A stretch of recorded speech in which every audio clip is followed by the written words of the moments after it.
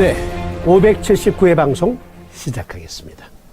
약속드린 대로 오늘 토론할 주제는 전신 홍반성 루푸스라는 난치성 질환입니다. 아주 난치성 질환. 시스테믹 전신성 루푸스 에리데마토시스라고 하는데요. 정말 난치 중에 난치예요. 그런데 우리가 지난 시간에 토론했듯이 사암침은 격렬의 눈으로 보지 않으면 안 보여요. 그리고 이 방송을 통해서 한 가지 언짢게 생각하지 마세요.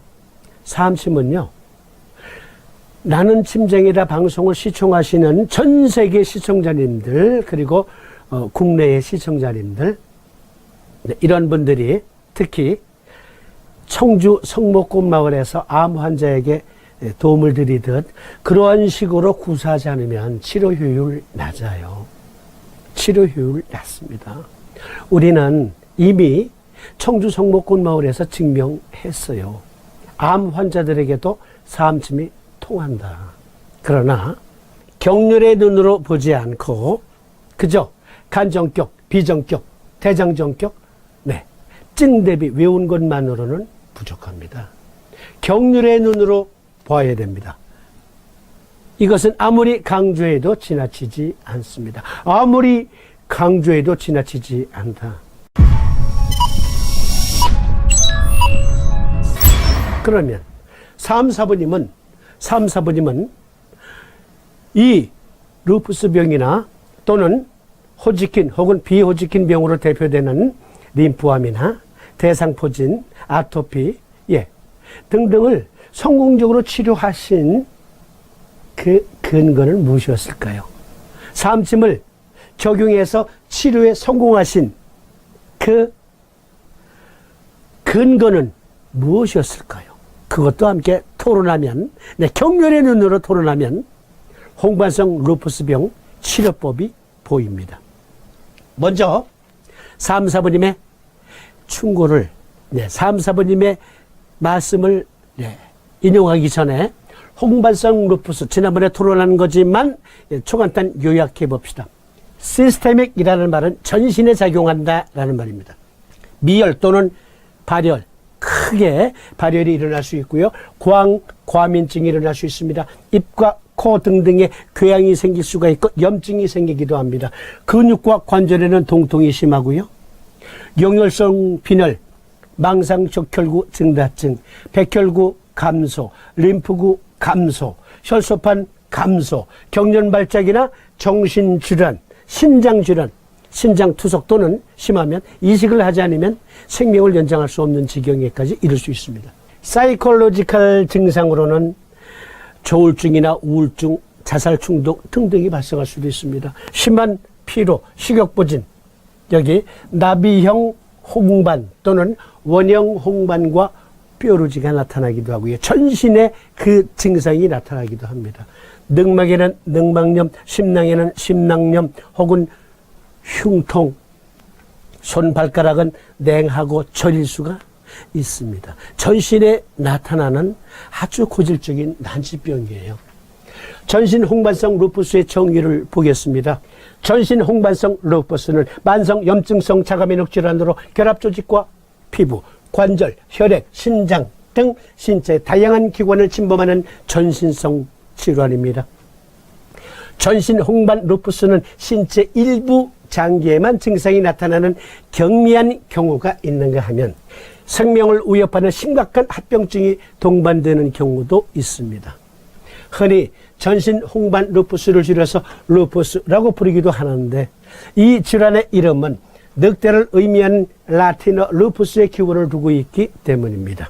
늑대에 물리거나 긁힌 자국과 비슷한 피부 발진이 얼굴에 나타나기 때문에 루푸스라는 이름을 사용하였는데 얼굴에 생긴 발진이 염증으로 인하여 빨갛게 보인다는 것이 알려진 후 홍반성 루푸스라고 부르다가 피부 이외에 다른 장기에도 염증이 발생한다는 것이 밝혀지면서 전신 홍반 루푸스라고 부르게 되었습니다. 루푸스 같은 자가면역 질환을 앓고 있는 환자의 면역 체계는 여기 자가 면역 질환을 앓고 있는 환자의 면역 체계는 이물질, 즉 외부 항원이 자기 몸의 세포 및 조직의 항원과 다르다는 것을 구별하지 못하게 됩니다. 따라서 면역 체계는 자기 자신의 세포로부터 유래된 항원을 공격하는 항체를 만듭니다. 이러한 항체를 자가항체라고 부르며 자기 자신의 일부, 즉 자가항원과 작용하여 면역복합체를 형성합니다. 이 면역복합체는 조직 안에 축적되어 염증을 일으키고 조직을 손상시키고 통증을 유발합니다. 대부분의 경우 루푸스는 몇 개의 기관에만 병이 생기는 경미한 질환일 수도 있습니다. 그러나 많은 경우, 일부 환자들이라고 했는데 보다 많은 경우 면역복합체가 우리 몸의 주요 장기, 콩팥, 뇌, 폐, 심장을 침범하여 심한 증세를 일으키고 이를 통해 생명이 위독해질 수도 있습니다. 그러면 3, 4번님은 인류 최초로 림프암을 규명하신 분이에요. 토마스 호지킨이 림프암을 발견하기 150여 년 전에 논문으로 이렇게 말씀하셨습니다. 나의 세 동생과 장조카가 림프암으로 세상을 버렸고 나 역시 같은 병을 앓았었느니라. 네. 여기 호지킨 림포마 또는 난 호지킨 림포마 대표적으로 그렇게 부르잖아요. 서희들이. 물론 림프암은 여러 종류가 있지만 대표적으로 호지킨 혹은 비호지킨으로 나누기도 해요. 그런데 그보다 150년 앞서서 림프암의 정체를 규명하셨고 그 치료법까지 제시하셨습니다. 그런데 알고 보니 이게 자가면역 질환이에요. 그래서 3, 4번님은 이 병이 림프절 부종으로 그 증후가 나타나느니라, 증거하느니라 해서 만져봐. 겨드랑이 만져보고 사타구니 만져봐. 만져보면 안다. 그러셨지 않습니까? 그런데 오늘날 서희 사암침쟁이들이 3, 4번님과 같은 견해를 가지고 있으면 사암도인의 제자지 뭐. 그렇죠? 여기 비호지킨 림프종과 관련된 자가면역 질환, A형에 의한 호지킨 림프종의 자가면역 및 위험 등에서 림프암도 대부분 자가면역 질환이다. 자가면역 질환이다. 개론 32쪽에 보시면 3, 4번님의 말씀을 여기 이렇게 요약해 보았습니다. 목에는 혹 후열이 되고 흉선에는 이명이 대작하고 나른하고 애과에는 그리고 팔은 수종과 같았다가 림프 부종, 횡격막에는 흉배가 무중하고 비정과 복부에는 역시 림프절이 붙거나 면역력 교란 상태 빠짐으로 인해 상복이 여포하고 골반과 퇴퇴부는 은은히 요통이 있고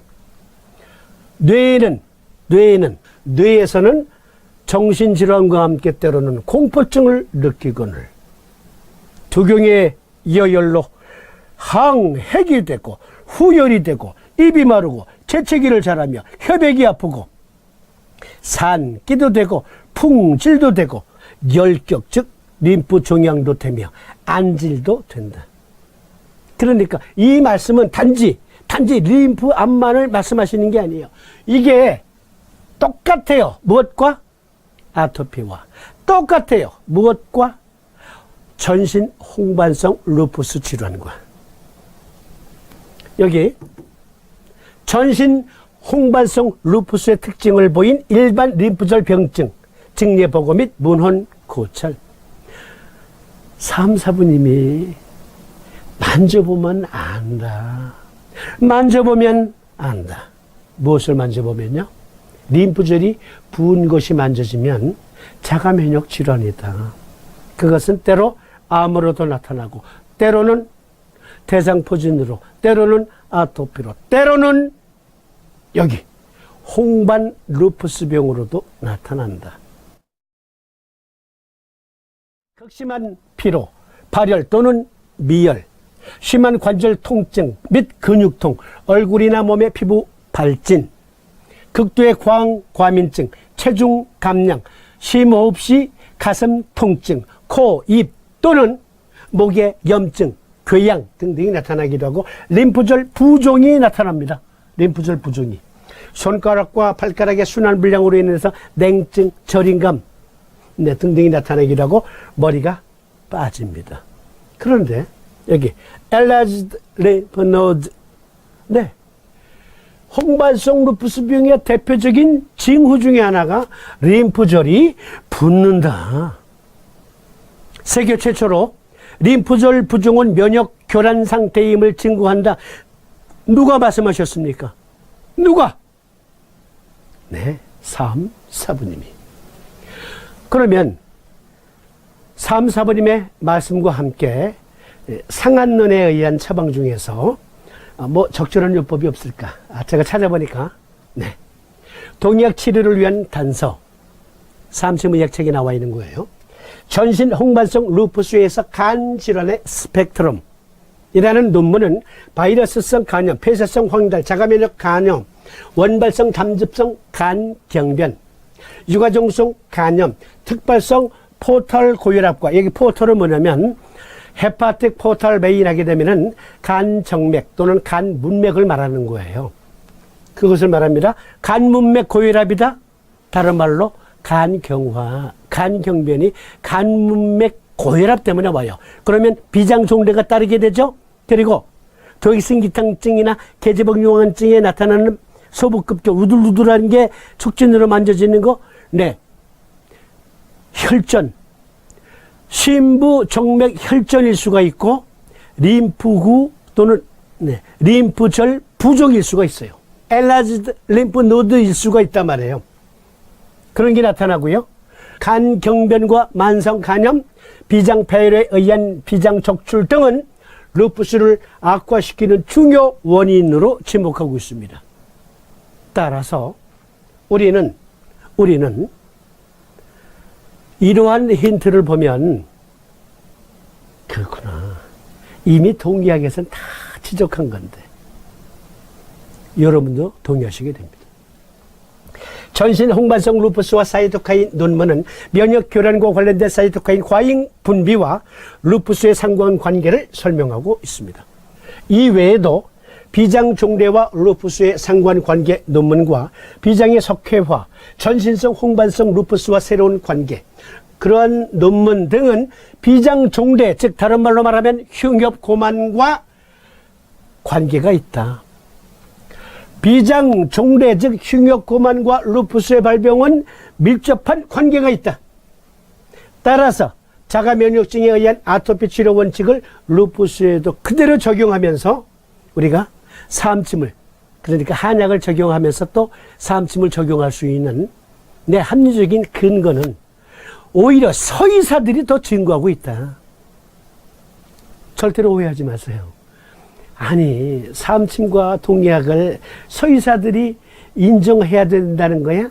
그래야 우리의 의학이 참임을, 옳음을 증거할 수 있다는 거야? 증명할 수 있다는 거야? 믿을 수 있다는 거야? 아이, 참.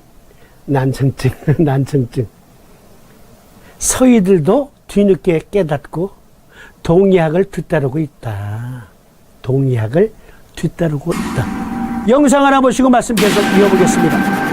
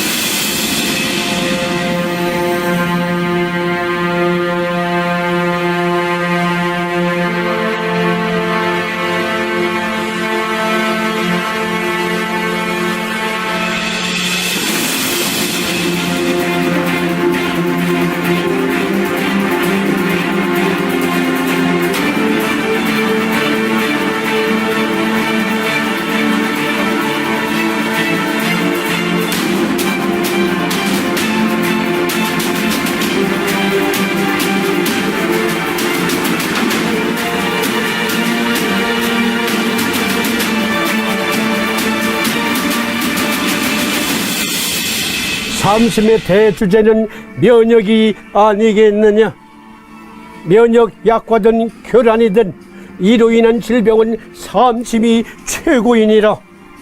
네, 우리의 스승께서 말씀하셨어요. 우리의 스승께서. 그러니까 이 영상은 세 가지로 요약이 되잖아요. 초간단 요약 영상이니까. 루푸스는 자가면역 질환이다. 그리고 두 번째, 루푸스 환자의 90% 이상은 여성이다. 세 번째, 악화되면 신장 이식을 고려해야 될 정도로 신장이 망가진다. 그로 인해서 명을 달리하는 경우는 족소문구나 신수경의 명문군화인 소음군화가 꺼진다라는 의미예요. 꺼진다. 3, 4번님의 말씀을 통해서 우리는 치유법을 우리가 찾아볼 수 있는데, 그러니까 체중이 극도로 말라가요. 비정격. 적용하면서 면역 교란 상태에 빠지게 되니까 대장 정격을 같이 씁니다. 또는 어떤 환자의 경우는 사이토카인 폭풍이 심해서 사이토카인 폭풍까지는 아니더라도 간에서 사이토카인을 너무 과잉으로 만들어서 퍼뜨리면 폐도 건조해지고 전신의 피부도 건조해집니다. 통통은 더욱더 극심하죠. 피부 발진은 더욱더 가중됩니다. 간 승격 쓰면서 면역 교란이니까 대장 정격, 또는 간 승격 쓰면서 배삭배삭 마르면서 피부가 아토피처럼 들뜨기도 하고 홍반이 퍼지면 비정격을 같이 쓰기도 합니다. 그런데 실열이 너무 심해서 몸을 태울 지경이야. 그러면 통통과 극심한 가려움증에 더해서 통통이, 피부에 아주 극심한 통통이, 그리고 수많은 700여 가지의 고통이 한꺼번에 밀려오기도 한다. 최은희 여사의 경우처럼. 그럴 때는 심승격 또는 방광정격을 생각해 볼 수 있습니다. 관절 통통이나 근육 통통이 너무 심해요. 간 승격과 함께 여기 다음 승격을 쓸 경우도 있습니다. 혈열이 심해서 극심한 가려움증과, 아니 그냥 통증을 느낄 정도로 가렵고, 그리고 뼈마디가 쏙쏙쏙 쑤시면서 온 몸의 열사로 인해서 발진이 더욱더 증폭이 될 때는 간승격과 소장정격, 대장정격과 소장정격을 응용할 수도 있습니다. 가려움증이 폭발적으로 몰려오고 통증이 폭발적으로 몰려올 때는 누그러뜨리기 위해서 여기 3초 승격과 소장정격을 같이 쓸 수도 있습니다. 그러니까 12경맥 전체가 다 면역요법이기 때문에, 여기서 면역요법이란 면역력이 약할 땐 올려주고 과잉일 때는 안정시켜주는 게 면역요법이에요. 오로지 삼침에서만 가능한 거예요. 다른 어떠한 요법에서도 면역력이 약할 때는 올려주고 과잉 증폭이 돼서 자가 면역 상태일 때는 내려주고 하는 요법은 없어요. only 삼침에서만 가능합니다. 삼침에서만. 네, 그러면 이제부터 대표적인 홍반성 루푸스병에 대한 삼침요법, 그리고 탕증요법도 같이 살피는데요. 그런데 너무너무 더워. 조명 때문에 그런 것 같아요. 방음 때문에 문을 꼭꼭 닫아 놓았지. 땀 좀 식히고 다시 이어드리도록 하겠습니다. 잠시 후에 다시 오겠습니다.